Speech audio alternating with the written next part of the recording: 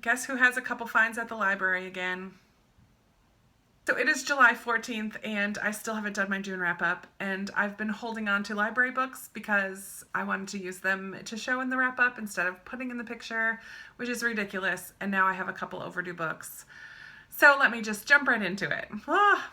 Hello world, Krista here from Books and Jams, and I'm really late with my June wrap up. Sorry. I read 8 books in the month of June, which is awesome because it's now July 15th and I've only read 2 books this month, and both were YA contemporaries, which were super quick reads and exactly what I needed in this insanely busy month I've been having. So let me first tell you what I've read in the month of June, and then I'm going to go ahead and tell you what I've read already in July since it's just 2 books. Starting off the month of June, I read The Vicar's Daughter by Josie Kilpatrick, and honestly, I couldn't even remember what this was about when I sat down to do this wrap up. I had to look it up, and then of course I remembered. It has the same kind of a vibe as a Jane Austen novel without the high quality writing. This book is about Cassie, who is the youngest of 6 daughters, and her parents have a rule that Cassie is not allowed to come out in society until her next oldest sister, Lenora, is spoken for or engaged. Cassie is willful and headstrong and independent and outgoing, and Lenora, her next oldest sister, is incredibly painfully shy to the point of anxiety. So Cassie is super frustrated, but meets a man who her sister has had one encounter with and proceeds to initiate a correspondence with him, pretending to be her older sister. So that is where the book takes off, and it is just a sweet, fun romance from there. Predictable, yet very sweet and fun. I did give it 4 stars because I thoroughly enjoyed it when I read it. It probably should have only been 3 because it was a bit forgettable. Next, I did a buddy read with one of my viewers, Patrice, and we read Ray Bradbury's Fahrenheit 451. And I really appreciated buddy reading with her, but I did not really enjoy this book. I could not for the life of me get into the writing. If you're not aware, this book is about a futuristic society where books are banned completely, and if someone is found to have a book, their entire home is burned to the ground. And it's about a man who is one of the burners, who goes around and burning people's homes, and a couple people, including him, who kind of wonder if there is another way to do life. I know this is a book that is often studied in schools, and that surprises me in a way because the writing is just wackadoo for me. I could not get what he was talking about a lot of the time, but maybe that's just me. I know a lot of people who really love this book and love his writing, so maybe that's just me, but I didn't really enjoy it. I did enjoy reading with Patrice though. The next book was recommended to me by Lizzie Faye Loves Book. I will link her channel down below.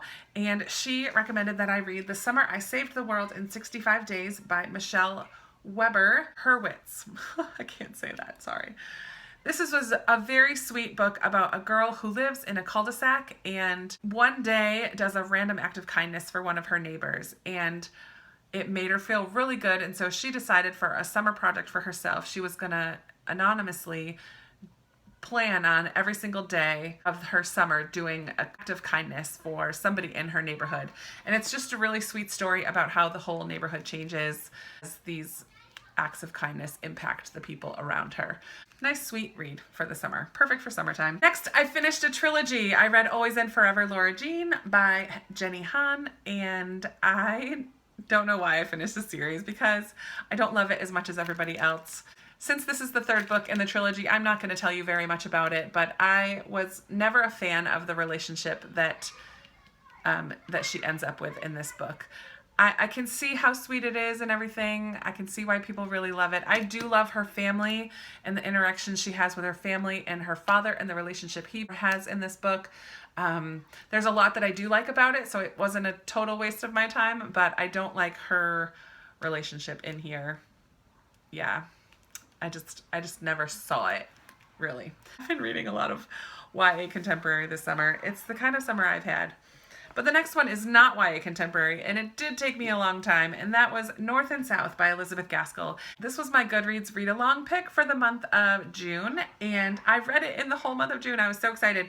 I actually finished it before I left to go to camp for a week, and this book is a new favorite. I absolutely loved it. As far as classics go, it was pretty easy to read, but it For some reason, they're just slower reads for me. I don't fly through them like a YA contemporary, obviously. The language is more rich. The writing is so beautiful. For those who don't know, this is a story of Margaret, who, with her family, is kind of uprooted from her home in the southern part of England and moves into an industrial town in the northern part of England.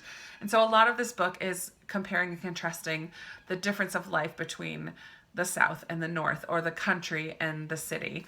But there is a beautiful relationship that develops in this book with John Thornton, who I completely adored. He is a hardworking man who cares for his family and works hard, and I already said that, but falls for Margaret. And it sort of had some Elizabeth and Mr. Darcy Pride and Prejudice vibes to it, in the way that they misunderstand each other, and their communication just is not good, and their impressions of each other at the beginning, but the way that they grow and we see their thinking and how things grow.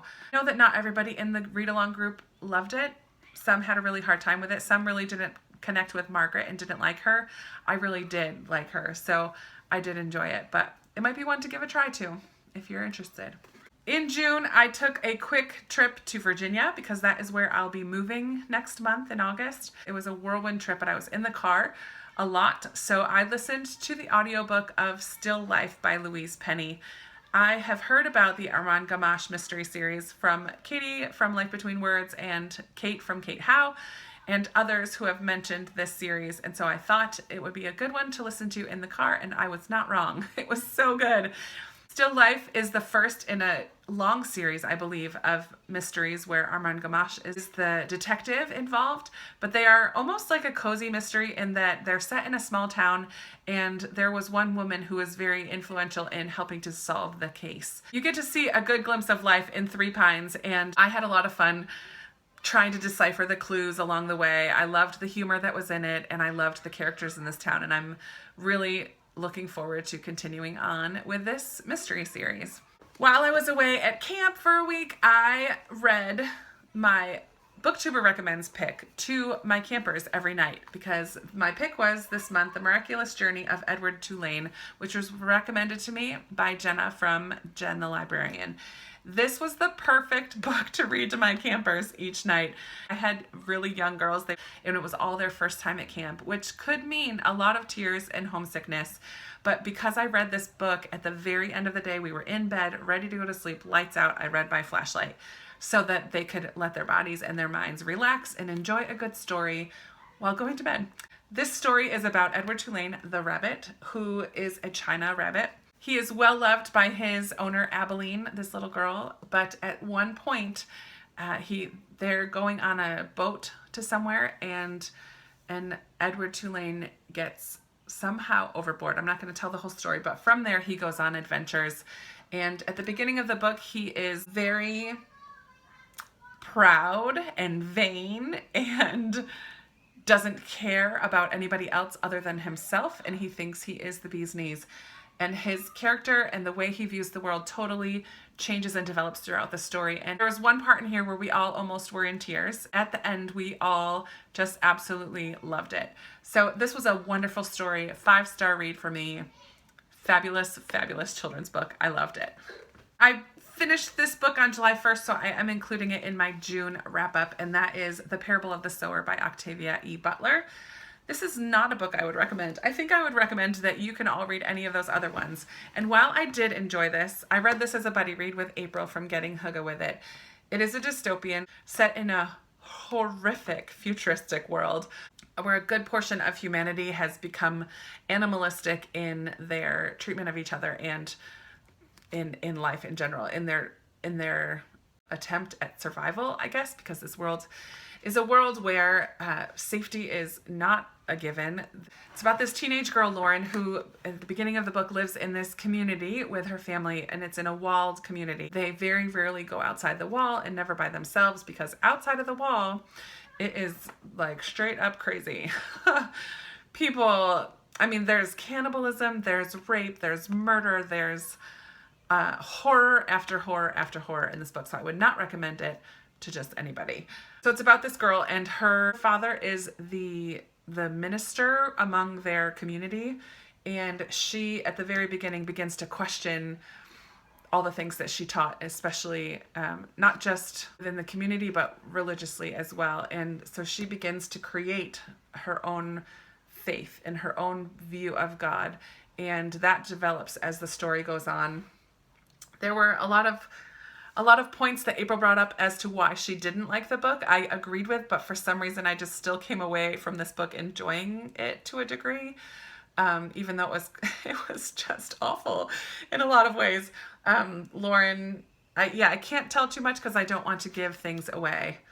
But yeah, there was a lot of things in here that I didn't necessarily agree with, but I did enjoy the act of reading the book. But I think I realized afterwards, I also read this while I was at camp, a good portion of it while I was at camp, which meant I could only read in little snippets at a time.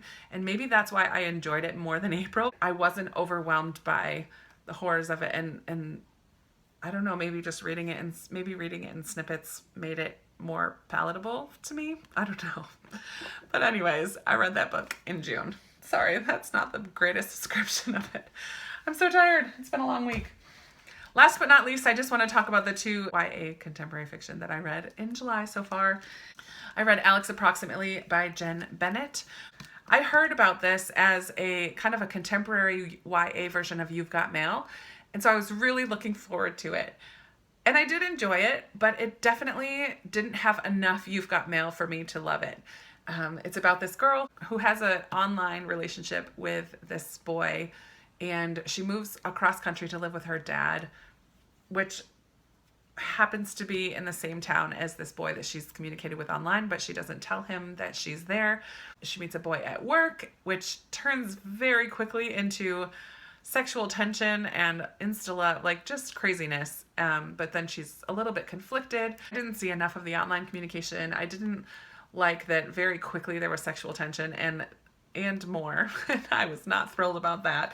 And most recently, I read When Dimple Met Rishi by Sandhya Menon. And this is an Indian American YA romance. So this girl goes to a coding camp, convinces her parents to send her to a coding camp at a nearby college, and meets a boy very quickly there who introduces himself as her future husband because their parents have set them up to be in an arranged marriage. And she, being very independent and not interested in marriage anytime soon, wants nothing to do with it. Well, he is very much for this. And none of that is spoiler. That's all in the summary. He goes to that same coding camp and they spend their 6 weeks together. And it's super predictable.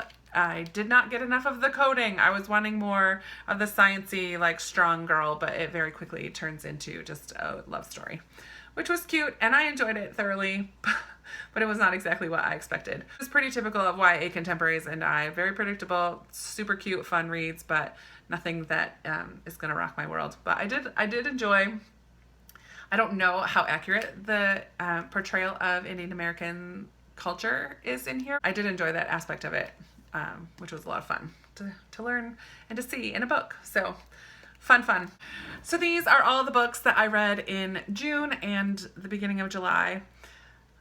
Pretty good for all the craziness that's been going down in my life. July's book wrap up is going to be a lot smaller because I have barely touched a book recently.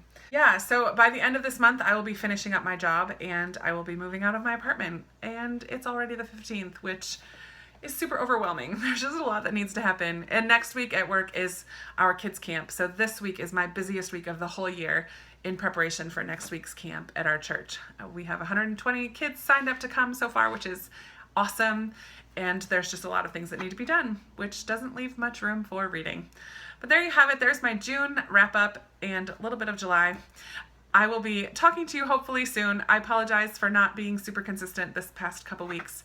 I will try to do better, but I'm not making any promises. So thank you for sticking around, and give me a thumbs up if you like this video and enjoy seeing my face. Go ahead and subscribe. I'll talk to you soon. Bye.